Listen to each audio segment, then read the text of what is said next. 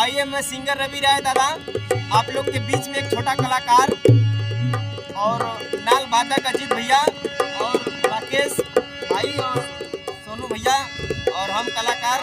रवि राय दादा और कैमरामैन आकाश राजा भोजपुरिया। आइए एक छोटा सा गाना मैं गाया हूँ, मेरा यूट्यूब चैनल पे गाना है, हम लोग रियाज कर रहे हैं। लोगों देवर अपने भौजाई से कैसे मजाक कर ले बा गाना बात अरे सुना ए राजा जल्दी से आजा पटना सहरिया छोड़ के सुना राजा